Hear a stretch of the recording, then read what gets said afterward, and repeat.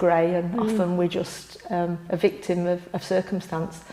So it's a blend of everybody I've ever come across, I guess. So all your friends are now wondering which bit of them are in which book. I'm sure some will know exactly which bits of them are in which bit of the book. We're all going to reread them now to find out which one they are. How are your books always set in locations you've visited? Because I presume you need to know that location inside out. You need to be able to set that scene. Yeah, I think with Filey it was quite easy because it's a place I'd visited a lot. But when it came to the second series, I wrote it with that same feeling in mind, but hadn't given it a name. But afterwards, when someone asked me where was it based, and I would have to go back to my childhood school days and say it was based more or less on the village of Armthorpe, which was a dying pit village at that time, and the poverty of the miners' strike obviously encompassed that. So that's Armthorpe near Doncaster? That's Armthorpe near Doncaster, where I went to school, the comprehensive school there. And I think even in the 1980s, some people don't realise that there was poverty around. There was houses without bathrooms, and a lot of modernisation just didn't take place in the pit villages that were made so many years earlier. Just not the money around at all, was there? No. Do you write or type your books? I type the books. Because you always imagine writers writing all the books, but nowadays with technology, it's a whole new ball game, isn't it? It is, and I think the only drawback to actually typing is you've got to be in front of your laptop. Whereas I'm guessing in years gone by, you would just get a piece of paper and a pen and write your ideas down. And for that, I tend to use my phone. I'll write ideas and one-liners on the phone, and then when I get in front of the laptop, then I'll go back and make sure that I put all the ideas in there. So I would say writing nowadays is actually easier, isn't it? Because you've not got the chance of losing them reams of paper that are dotted all around your house. And of course you can go back and edit, which is a godsend. Yes. Just being able to go and change the story. If you decide that you want to go into a different direction or it's not working, you can just go back a few chapters, and Microsoft Word is a wonderful tool to use. Fabulous. What is the longest period of time you've written for? So I can only imagine that you can get lost. If you're following a stream and you're eager to get to the next part, I presume you can spend hours. Oh, absolutely, writing. Absolutely. What I tend to do now is to set an alarm to make sure that I don't write for more than 2 or 3 hours at a time. But I think there have been times when I've written maybe 5 and even more hours without taking a break. I tend to write early morning, which I find I'm most inspired early morning, and there's least interruptions from home. But I do set an alarm, and then when the alarm goes off, I pack in and leave it till the following day. That's a big commitment, isn't it? Getting up at sometimes 5 o'clock in the morning to start writing, so you then can fit the rest of your life in. Yes, exactly. Do you find writing to be quite spiritual? It's been said before that the characters kind of write themselves. Oh, they do. I remember a particular occasion when I actually shut my laptop because I'd been so startled by something that a character had said that I wasn't expecting him to say. So you do get kind of drawn into it, and sometimes the story runs away with you and you feel like you're typing to catch up. Yeah, absolutely. I'm creating this image of lots of people around you saying where they want to be in your book. That's exactly how it feels. That's exactly how it feels. What is your favourite childhood book? Very early years, I would have to say Enid Blyton, as I'm sure most children would, the famous 5. Going on to early teens, probably all the novels written around ponies and ownership of ponies, because that's what I aspired to have. So Jill and the Perfect Pony and such things as that. And then maybe into my early 20s, I became a bit of a Dennis Wheatley fan, which is the occult and the devil worship. So that's probably where the eeriness comes into the books that I write now. Do you find you pick bits from other things that that not necessarily inspire you, but sparks your imagination off? Oh yeah. In fact, in the first book, I was inspired by something that was quite eerie. Is when you wake up and you get that feeling that you're glad that what you've just experienced was a dream, and some days you wake up and you wish it wasn't just a dream. Yes. And I imagined what happened if you wake up and it wasn't a dream. And that's kind of the inspiration behind the first series, I think. Yes, some dreams aren't as good as others, are they? No. How many other books have you written over the years that have perhaps sat in a drawer, you've dabbled a bit and put it down? How many do you think you've actually Very tried? few, actually. There was one that I wrote maybe 30 years ago about a lost child, but I only got halfway through it. And then I was doing it on a typewriter, which was very laborious. My daughter was very young at the time, so I didn't have the time. That got lost. And then the second one that I wrote, surprisingly, was the earlier version of the second series I've done now of Precious Stones. And I even called it Precious Stones. I wrote the whole thing, and then I think I lent it to a friend, typewritten, in volumes, masses of paperwork. Never got it back, and then couldn't remember who I'd given it to. So after I'd written the first series, I went back to rewrite that, which was a lot easier, obviously, the second time around with Word than it was on a typewriter. It makes you wonder just how different that book might have been had you written it all them years ago. Oh, it would have been phenomenally different because I couldn't have edited it. You know, with using a typewriter, your first thought is almost your last unless you want to spend hours rubbing it out and Tipexing as it was then.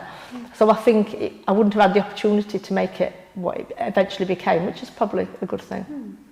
Did you always have a passion for writing, or was it just a eureka moment one day it just flowed, or could you always I would say it was write? a bit of a eureka moment in that I started writing short stories and people kept saying, oh, these are really good, these are really good.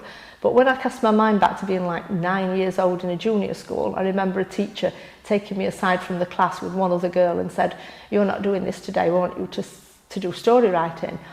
And that was actually relayed to my parents, who said that, you know, she's writing stories. And then it was left and nothing ever came of it. But I often think back to that moment and think, did she see something then that So you've nobody always else had saw? this skill? Well, probably, possibly, hope But so. sometimes not always had the time to do anything about it? No.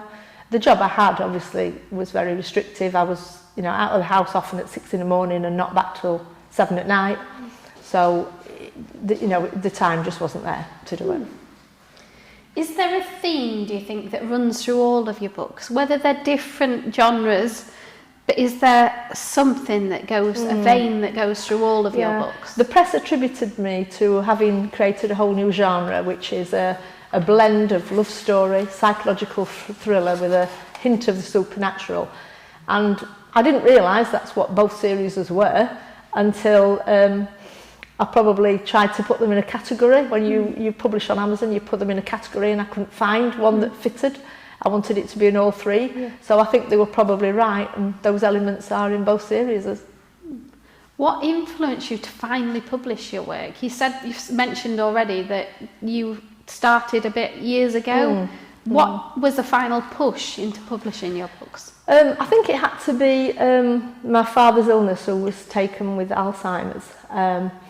And he often had a bit of an interest in what I was writing, and I was determined to get something to print that he could physically look at before he passed. Unfortunately, I didn't achieve that, and he passed away before the first series went to print. But I think that was it, and also the fact that I'd retired, so time was running out to go down the traditional route, which is a bit of a lottery. So I decided just to get on with it and self-publish. Fabulous, fabulous. For future books, is there any other styles you'd like to dabble in? I would love, because I've written pantomimes and because I'm writing novels, I think if I was to branch out, I would love to write screenplay, and possibly a musical screenplay. I would love to do that because pantomimes are a little bit along that line, but with a comedy element, whereas I'd probably want to write something more serious. But that's to wait to be seen, I suppose. So you are very multi-talented, aren't you? Because as you mentioned, the pantomime is comedy. Yeah. Whereas these are thrillers and supernaturals. So you do have the ability to flip from one to the other. I think pantomime writing, as I'm sure with screenplay writing or stage writing, is a very different style of writing. And also it's quite challenging in that when you're writing a book, you are kind of an all-seeing being, and you can tell the audience what people are thinking and what they're feeling. When it's in dialogue, you've got to get them to portray that. And not only that, but when you're writing pantomimes, quite often, in the early days when I was writing, you will suddenly get to rehearsal and find that you've forgotten to take somebody off stage, or you've given somebody a line and they're not even on stage. So that element of it, I almost like need a little Sabutio men to put on the stage so that I can see who was on and who was off at any one time. Because forgetting to bring somebody on or forgetting to take somebody off can be catastrophic on a play. So I think that is definitely a different skill. And, you know, both logistically and in getting the people to portray the emotion that you're trying to tell them about. And with Panto, I presume you never know quite where it's going to go on the day either, do you? No. And the good thing with pantomime is if it goes horribly wrong, it's even more entertaining. So you get away with that. Yes, brilliant. I personally have read your books. Oh, thank you. And I've got to say, I absolutely love them. I find myself having to make myself switch the light off because I want to read the next thing. I want to see where the story takes me. That surely is, as a writer, that's the best skill you can have. Oh, it's fabulous to hear it. How do you keep that in all your books? How do you keep the momentum of people wanting to turn them pages over? I think it's because when I'm watching anything, films, or I'm reading anything, that's what I crave for. I crave for the sudden twist that makes you gasp, or when you get to the end of a chapter and the cliffhanger and you think, I didn't see that coming. Yes. And I love that. And so I think the readers like that. But not everybody likes the same thing. But I don't think I'm ever going to be one of those people who can write a predictable love story where girl meets boy, she hates him, then she loves him, and then they get married. I can't write that. It would bore me writing it, so I would expect a reader to be bored reading it.